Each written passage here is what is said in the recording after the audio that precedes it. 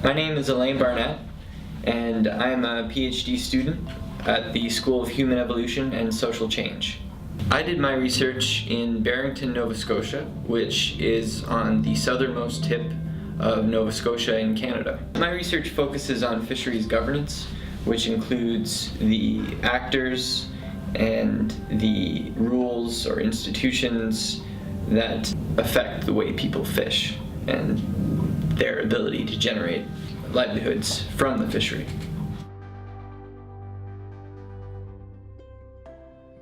So, robustness means the ability to maintain some form of performance in a fisheries context. So that would mean being able to continue to fish a species without a collapse of the species, and for a fishing community to be able to continue to generate livelihoods from that fishery. I looked at governance as the interaction between the operational level and the collective choice level of the fishery.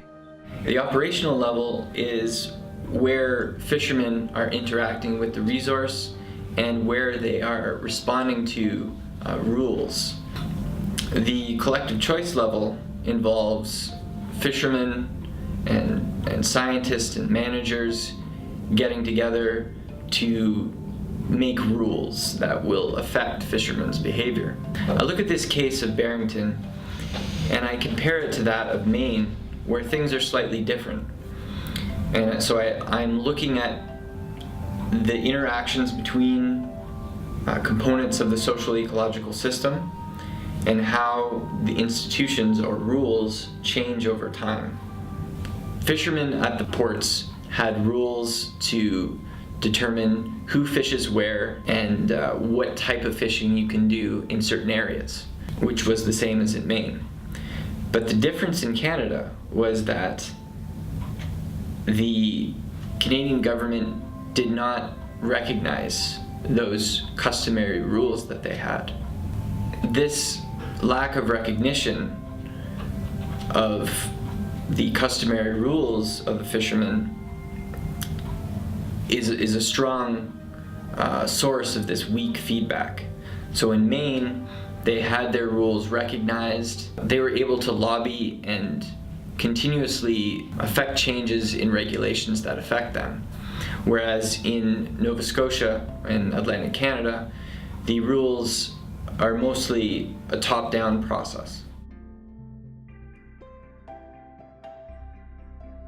The ecology and economy that contextualize fisheries has changed significantly since the 70s and 80s. On the economy side of things, the financial crisis in 2008 was a significant disturbance to a lot of fisheries.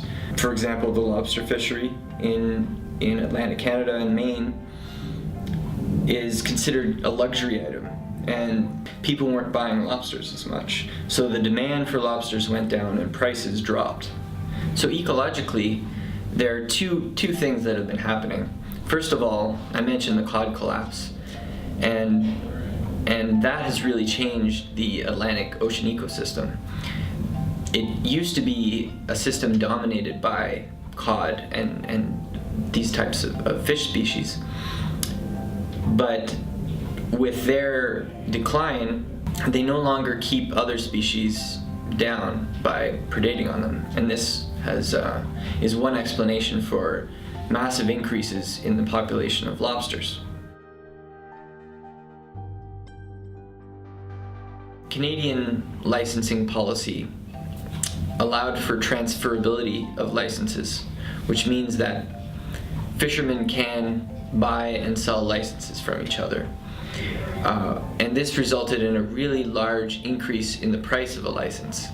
Fishermen in Maine were warned about the licensing policies in Canada and urged not to follow the Canadian example. So through their Maine's co-management system and their ability to affect change in the decision-making arena, they were able to develop a policy that avoided these kinds of high entry costs that fishermen in Canada experience. Lobster fishing is done with traps. They bait a set of traps and put them out at sea, and then later on we'll come back and collect the lobsters from the traps and replace the bait. One of the management strategies that the Department of Fisheries and Oceans has done is to limit the number of traps fishermen have. The objective that government had for the trap limit was to obtain what is called a maximum economic yield, to maximize overall profits by reducing fishing costs. But they developed this policy based on the assumption that fishermen were not regulating their fishing grounds already.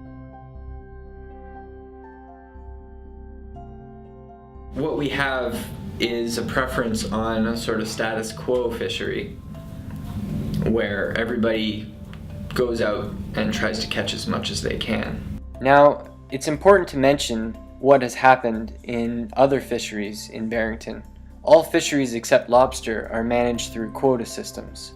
Fishermen are given the right to catch a certain quantity of fish, such as haddock, swordfish, halibut, and they can buy, sell, and trade these rights with others. Some individuals with enough financial capital have been buying up a lot of this quota.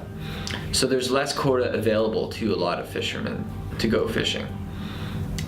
With an inability to fish for other species, they have to put a lot more effort into the lobster fishery to make a year's income. Data from Statistics Canada shows that there has been a decline in the population of southwest Nova Scotia by 2.8% between 2008 and 2012.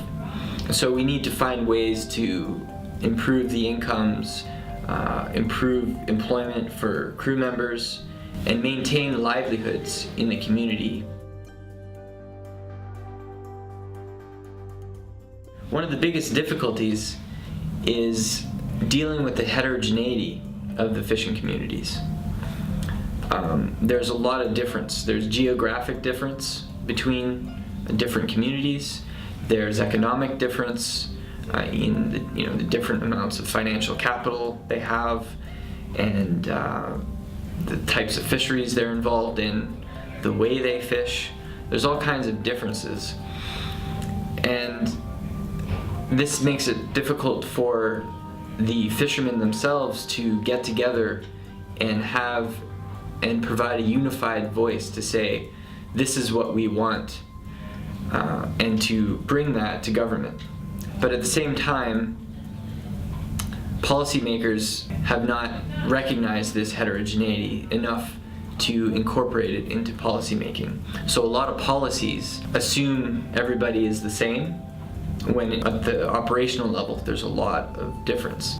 The fishermen have a lot of knowledge to contribute to making rules that are flexible and that reflect their experience at the operational level. The challenge is for the Canadian government to make the policymaking process fairer, representative, and to give more decision-making power to the fishing communities. If the fishing communities have a greater voice in the policies that affect them, then this may encourage more trust between government and fishermen.